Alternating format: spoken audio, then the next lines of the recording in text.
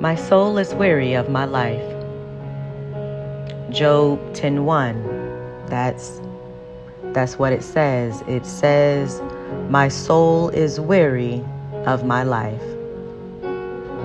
And I will leave my complaint upon myself. I will speak into the bitterness of my soul.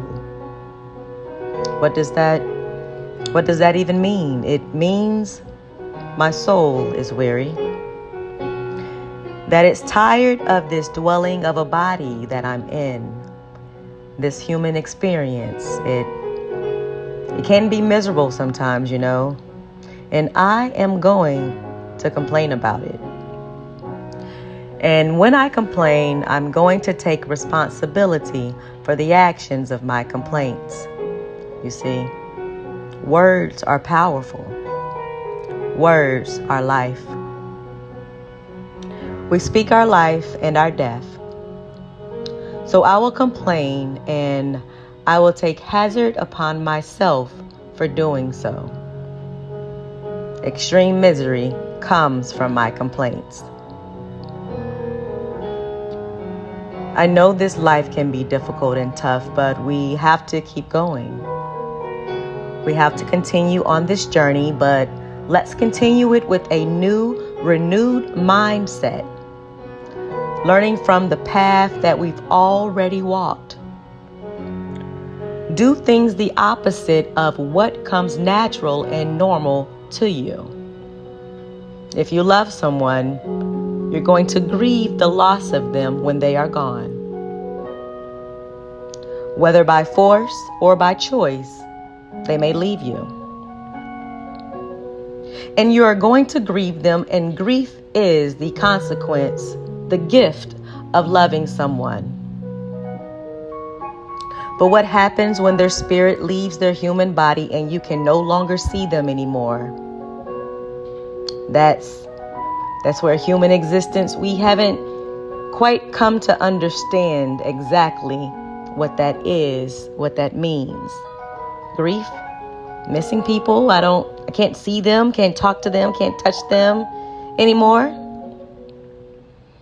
Some people have difficulties, and it's okay. But I need you to make a choice to not stay in that grief too long. Because that grief turns into depression, and that depression turns into many, many days of sadness and memories that can become painful. You become numb to the world.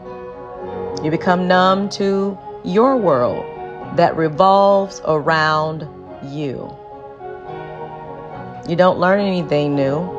You can't retain good information. You're stuck in that cycle of trauma of when you heard the devastating news of your loved one.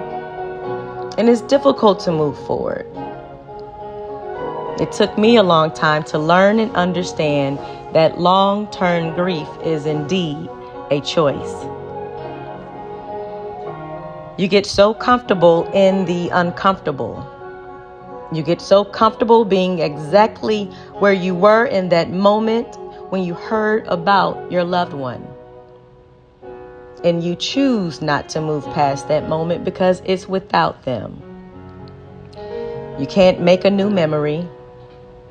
And that's why it's important to make memories, to have great conversations, open communication with the people you love.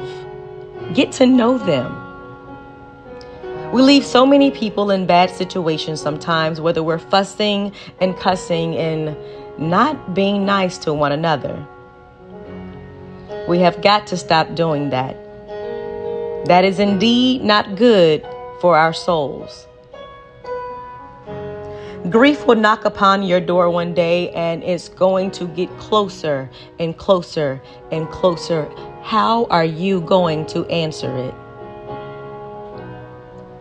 Are you going to stand there and surrender to the grief and feel all the feelings?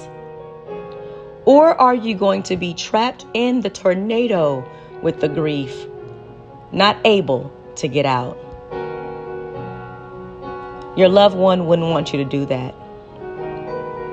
So grieve Cry, laugh, do whatever you got to do to preserve a memory with your loved ones. Feel the emotions.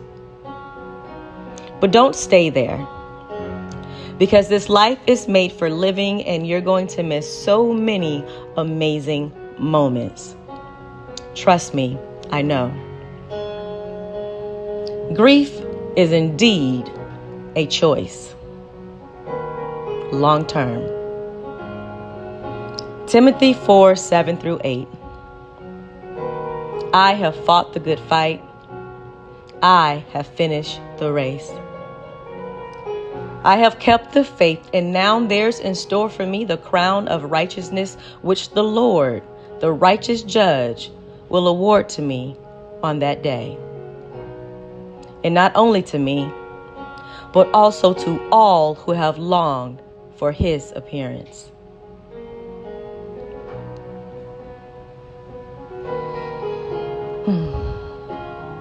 I love you more.